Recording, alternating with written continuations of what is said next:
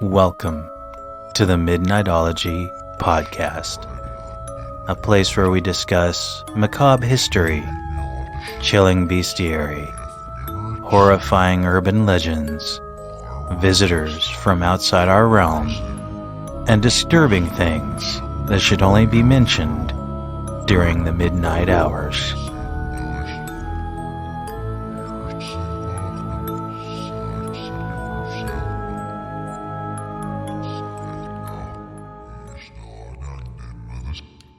Thanks for joining us again, everybody. We know it's been a long time since we've had a show to publish, but there's been a lot of planning going on in the background, some show redesign. We've even gotten a new domain, www.midnightology.com. We have new hosting coming up, which is going to even include some live call-ins coming soon. So you'll be able to call into the show and give us a little bit of history of your experience, whatever stories you want to share, whether they be about Bigfoot, aliens, Men in Black, shadow people, any other paranormal thing that you have an experience with. We want to hear you tell us about that. We also have a format that's going to change a little bit. Our show format, we're going to have a mix of special guests and, of course, listeners like you with stories to share. And hopefully we're going to have a podcast that's about, 40 to 50 minutes in length, something just perfect to listen to before you fall asleep at night. And be sure to keep an eye on our Facebook and Twitter feeds so you can keep up to date with everything that's going on with the show and what kind of things that we're looking for as far as callers. It's just the best place to stay in touch with us is social media. Obviously, go to our website, again, midnightology.com. And then tonight, we're going to have a recap of some personal stories, including some EVPs from back in the day, and taken at the Linkville Cemetery in Klamath Falls. It's going to include a little bit of history about World War II, mostly about the Japanese attacks on mainland USA in 1945. A lot of people don't realize that the Japanese actually did attack mainland USA during World War II. And there were some deaths because of that. Joining us tonight is Kristine Hustead. She's a genealogist and licensed private investigator and a kind of a historical sites buff. Anytime that she drives by a spot with a history sign, she stops and has to investigate it. So thanks for joining us tonight, Chris. Well, thank you, Ryan. Thank you for letting me join you. Yeah, I always make you stop at those roadside signs, don't I? Yeah, thanks for tonight. I'm going to be talking about the Linkville Cemetery and looking forward to it. How about you tell us a little about your background? How did you get into genealogy? The reason I got into genealogy is really started from the fact that I love history. And in college, I actually studied to be an English lit major, but I also could have minored in history. I had that many credits, but I just didn't go that far with it. But ever since then, it's just always any type of historical information that I come across, I just automatically hone in on that and want to know more about it, especially if it interests me, like family histories, things that might actually are our ancestors might have experienced, how they lived through a particular historical moment in time, things like that. And then because of my love of history, when I got involved in genealogy, I was able to really put a timeline down of how those did impact our ancestors, and it's just real thrilling for me to know what actually has happened in the past and how we can look at it and see how it applies to today. And that was also another reason I got involved in this group. It's because of that. So I remember going to like cemeteries when I was like 6 years old, and Mom would be like, "Oh yeah, look at this guy. He lived through this time period and yada yada. Oh, did you know that we had family that lived through that?" Okay, I don't really give that much of a shit, but Well, that's why I was going to ask about how the genealogy got you mixed up with cemeteries, because you haunt, not to sound morbid, I do. You haunt every cemetery you seem to come across. Yeah, and when I see a sign that says cemetery, especially Pioneer Cemetery, I want to go. I want to go and explore and see who's people. Most generally, I'm looking for dates. What's the earliest grave I can find, and when I look at those dates, I kind of compare to that period of history in which they lived in, and I kind of imagine what were they like, what were they doing during that period of time, and especially the older cemeteries, because a lot of them have upright headstones, and some of them do have a story on them that tells a little bit about the individual that's no longer here with us. And I think that's really lost in today's new cemeteries, where everything has a lawn marker so that they can just mow over it. And I think it's a shame, because you're losing the history of those people who lived here before us, and the marks that they've made on the area, the community, and on our lives ultimately. So what came first, genealogy or cemeteries? Cemeteries. Cemeteries came first. It started when I was a kid. We always would go camping and things a lot, and another fun thing too is while we're out doing that, we'd just drive around, and my dad would be the one that would see the cemetery signs, and he's like, "Ooh, cemetery," and he'd pull right off the road, and we'd all go bailing out and looking at cemeteries. A lot of them, you find off in small areas and stuff, or just small family plots and things. But it was kind of fun, because you were rediscovering those folks, because there could have been a homestead in those areas at one time, and they're just no longer there. So those cemeteries, those family plots, are just long and forgotten. So, with that being said, cemeteries and stuff like that. You guys ran an organization back in the day when I was in 4th grade called Southern Oregon Paranormal Research Group. I don't know if you mentioned it in the intro or not, but we do have some EVPs from a previous investigation all those years ago that I'm going to go ahead and throw in. But do you want to kind of explain a little bit of the history of the Linkville Cemetery for us? Oh, sure. Well, there was prior to the Linkville Pioneer Cemetery, that as we know it today, there was actually a Pioneer Cemetery that was actually located more downtown Klamath Falls area. And when they began building a major canal for a water reclamation project, they actually took those pioneer graves and they moved them to what they then designated as the Linkville Pioneer Cemetery, which then also adjoined the Oddfellows Cemetery right next door. So that it became all one complex. And this is back in about the 1885s is when this actually happened. And then over a course of time, it actually became kind of a dumping ground, unfortunately. It kind of became a place where people left their garbage and things and stuff. So back in the 1930s, they actually went in and kind of reinvented the cemetery. They went in and renewed it. They put lanes in. Each lane is a specific name of a tree species, and they have those specific trees growing up and down those lanes. It's also known for the above ground graves. Well, not necessarily above ground, but they're bricked and walled, but it sits on a hill, so it does look like they're kind of above ground. So it's with the renovation of 1930s, it became more park-like, and over the years, it has kind of become a little bit more dilapidated. Unfortunately, you have people that go in and destroy headstones and stuff, which is horrible because they're beautiful, they're carved, you'll never be able to repair them to what they were when they were first made. And currently was it 2014? I guess it was the Klamath County actually requested for National Historical Status for Linkville Pioneer Cemetery. So right now that's being its status is not there yet, but they're working on getting a historical status, national historical status. So why don't you tell us a little bit about Halloweens in the Linkville Cemetery? Yeah, well, it used to be when we lived down there. I don't know if they're still continuing the tradition today, but the Klamath County Museum, every Halloween, the weekend of the Halloween, they would have tour groups through the cemetery, and they would pick out notable people that were buried there. And they would have a reenactment actors that would go in and pretend to be that person and have conversations with. so you could learn about the history of some of these notable people. Did you ever think when you were wandering through that maybe this was not actually a reenactor, but maybe it was the actual person? No, mostly because I knew most of the actors.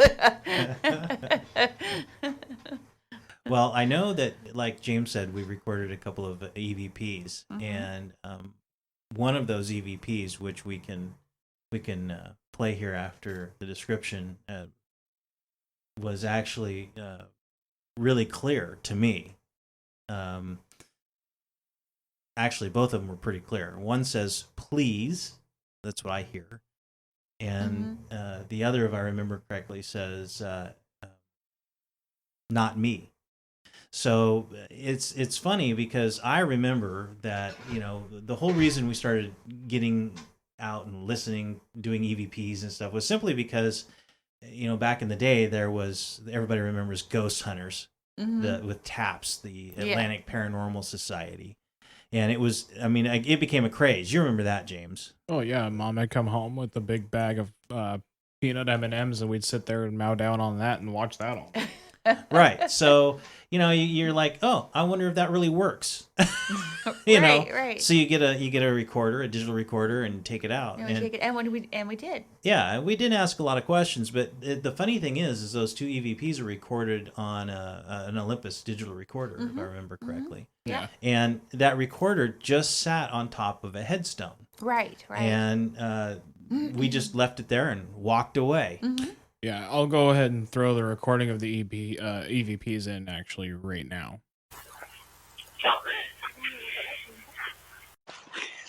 Yeah, so I don't know, they're really clear to me. Yeah.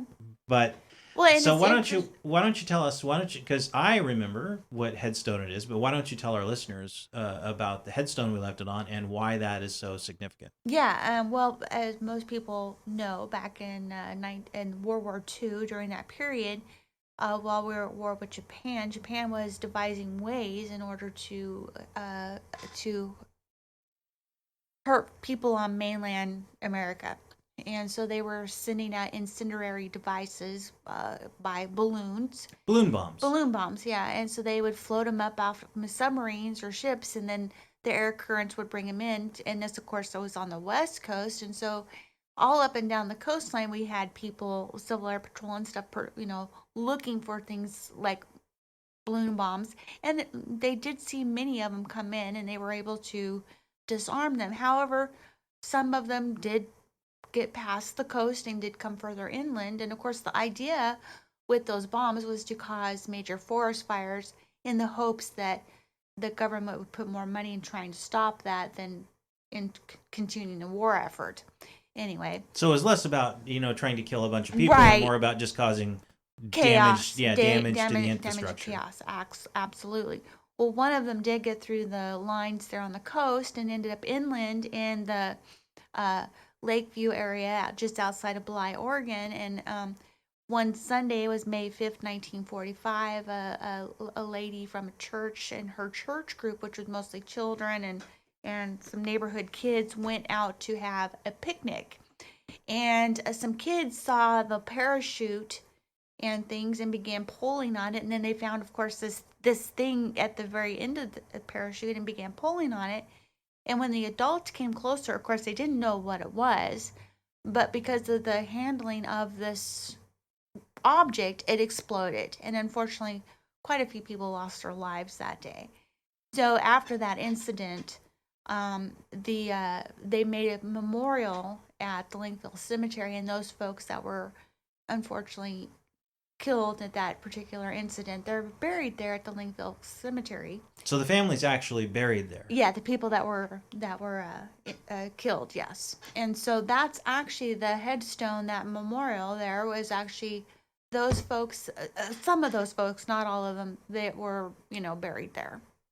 So do you think that has any significance to the EVPs at all? Well, since one of them said help and, and not me, you could suppose that maybe somebody was saying, not me, don't let this happen to me, or help, because, it could be a Could be like an A afterlife flash. thing, or Well, it wasn't yeah. help. It was please Please. and not me. Oh, not me. Yeah, but you see what I'm saying? It's. Well, wasn't there one that said save the children? Yes, there was one that said "Save the Mm. Children," and it wasn't that far away from there.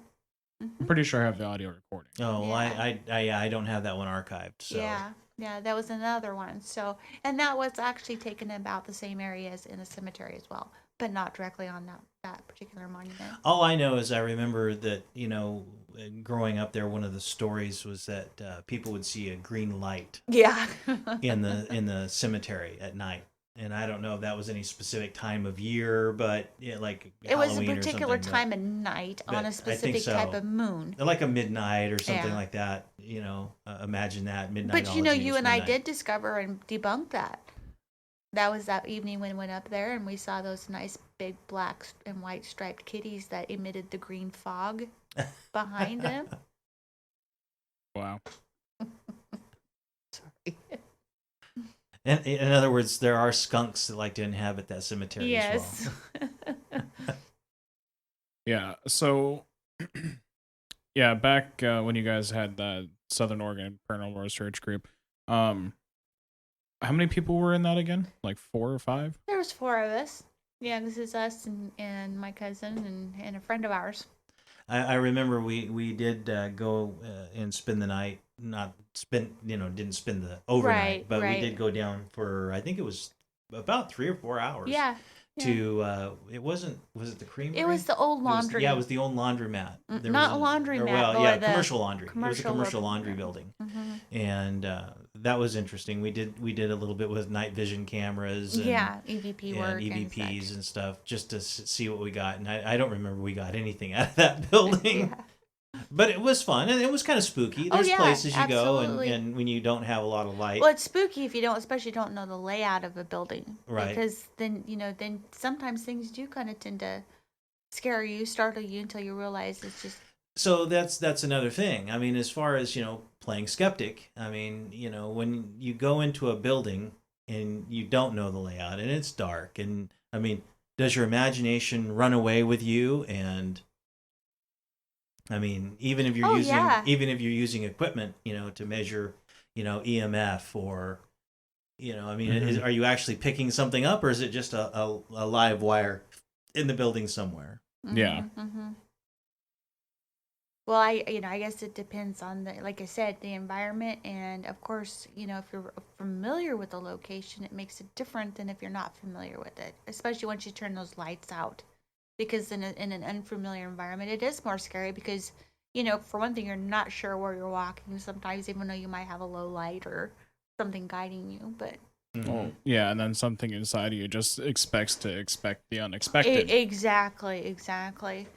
But the Linkville Cemetery, you were bringing up the green ghost or the gaseous The green lights and stuff. Well, it would not surprise me because also there's a lot of other notable people buried in that cemetery. And one of the first ones and of course this one always kind of got you, James, every time we walked the cemetery. It was one of the first ones you'd see on the right for the main entrance is the one where it says the 2 boys, Lee and John Laws, were killed by masked assassins. And it's written on that headstone, just like that, killed by masked assassins. And that's what I was saying, with the new cemeteries, you don't get anything from them. You get a name, of course, and dates, but you don't get any history with that. And of course, those boys were killed by masked assassins, and those masked assassins were actually hired guns. There was a cattleman fight down over in Langell Valley, which is just right there. And they were killed during this cattle feud. Well, it makes you wonder. I mean, it's not like I don't know how often you see people or hear people say, that they've been to a newer cemetery and go, yeah, this place is just haunted. Yeah. I mean, if you go to a cemetery, like a Civil War cemetery, you see, I mean, you can find countless YouTube videos and, those kinds of things where somebody's gone and they see, if they don't see apparitions, they see spirit orbs or whatever. Or that one James should have said Slender Man in it. Or, Well, but I mean, that's based off of like a creepypasta. That's not gotcha. actually a thing. yeah, Oh, I mean, gotcha. but in a Civil War cemetery, Yes. it's like people go in expecting they're going to experience something because a lot of people died horribly and are buried there. Versus, this is just, a brand new cemetery with people that, haven't been buried since, just like the 50s on. Right. So I don't know if that, like the Linkville Cemetery, it's got some history. And I don't know if that's why people, like for example, one of the first settlers that was in the valley south of there, I cannot remember his name. He was actually one of the first settlers killed during the last Native American war here on the American soil. I've noticed that the cemetery up the street from here in Silverton, they don't really have a history on their headstones either, even though they were established It just depends. I mean, like you have another lady in the Linkville Cemetery. Her name was Catherine Spencer, and on her headstone it says she saved the Union flag from desecration at Harper's Ferry in 1862. So, and of course, we found out later on when we went to that museum walkthrough on Halloween night that she actually walked around with her full skirts with the flag tucked up underneath her skirts because she was saving the flag and she was waiting for him to get back to her so she could give him the flag back so they could raise it up again. So, I mean, and of that, I mean, just that little piece. She saved the American flag from desecration at Harper's Ferry. Right there, just one sentence gives you a whole bunch of history about one person and the type of person they were. And it's lost in these newer cemeteries. So, the early 1900s, isn't there a kid's grave in the cemetery where things get changed out? I don't remember the story. Yeah. There's actually over towards what they call the baby section of the cemetery. There's a grave from around 1900. I can't remember the exact date, but it's of an infant. And always when you go and see that grave, there's always some type of children's toys on it. And usually and there's stuff from all different eras. I mean, we're not talking just current toys. We're talking toys that date back for quite a while, but it changes periodically. And somebody's been tending the grave, but I mean, if you think about it logically, if the baby died back in around 1900, that person's going to be 120 years old now, but it's still being changed. So who's taking care of the grave? And so it's kind of as creepy because even the groundskeepers don't even know who's. Yeah, I remember visiting that and you never see anybody visiting. I mean, that cemetery was just down the block from us, and it's right there in public, pretty much. I mean, it's on a corner, so people driving by, and I don't remember anybody saying they ever saw anybody changing the toys out at that monument. Right. And I know that it changed every year. At least something got added or changed. And you do remember that one walkthrough that we went to the Linkville Cemetery where it was guided. They did say that they have no idea who changes that out, and that included the groundskeepers and everybody. So it's a mystery even to those folks. They don't know who does it. Yeah. So, which kind of brings up another interesting thing is that talking about paranormal and how things history can play a big part of the paranormal activity. Well, I thought it was really interesting that I found out one of the folks that is buried there actually died at the Oregon State Insane Asylum. And it wasn't until 86 years later that his remains were discovered, his cremains. And he was finally interred at Linkville Cemetery, where he was originally from, 86 years later after he died. So, you kind of wonder what kind of maybe things he may have, if he's still there with his remains, what he may have brought with him. Can you imagine being gone from your hometown for 86 years and got lost in the back of a room? So it kind of makes you wonder, because the Oregon State Hospital is supposed to be one of the more haunted places in Oregon. Mm-hmm. So if there is indeed a haunting and they move his remains or cremains from the hospital to the cemetery, is that one less haunting at the hospital? Right. Now one more at You know, Linkville. What I would like to do is find somebody who actually works there and bring them onto the podcast, because I think that they would have some interesting stories. Oh, I'm sure they would have some interesting Yeah, stories. good luck getting an employee, but who knows? Maybe never know. we might get somebody anonymously. Just slide them a Benjamin. Your Benjamin. Not mine. This is why we need a Patreon. Yeah. So anybody who's listening, if you want to, send us some money on a Patreon, we'll set up a Patreon page, and we'll make sure that we use it as bribe money to get people from various locations to come on the show. Hey, it's not illegal unless you're bribing a cop.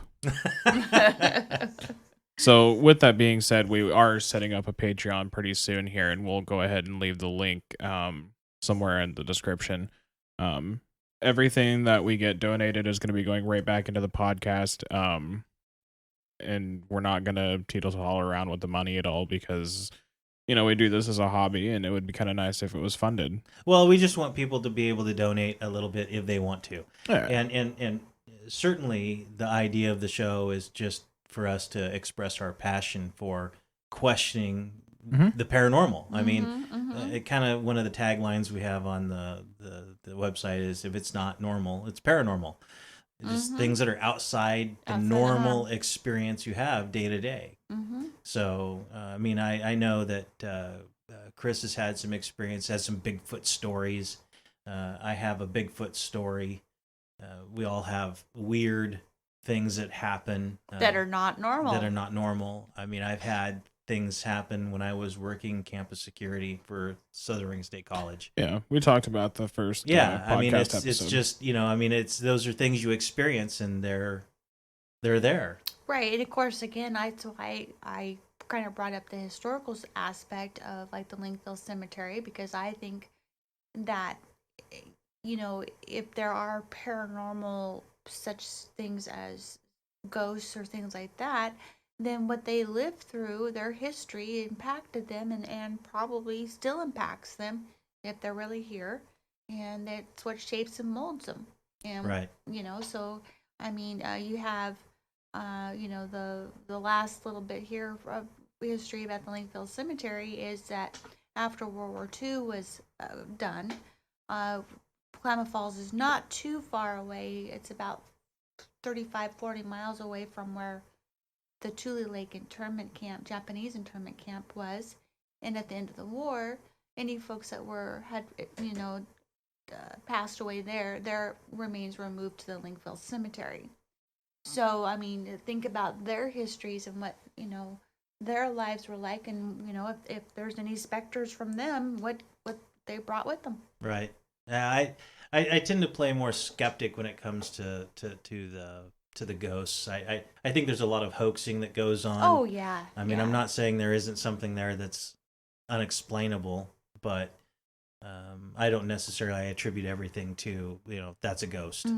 Well, I'd rather have it make logical sense first. If I can't make any logical sense of it, then I'm like, okay, well, maybe there's a possibility that it could possibly be paranormal. Well, but I don't automatically jump to a conclusion where it's like, oh, shit, that was a ghost. Right. Any more than when you see a light in the sky that doesn't act normally, that you would say, oh, that's an alien spacecraft. Yeah. It's just an unidentified flying object. It's just something you can't identify. Right. And you take the information that you have and you reason it out to find out what it is. You know? So it could be normal or paranormal. Well, we've got plenty of things, as we're coming to close down the show here tonight.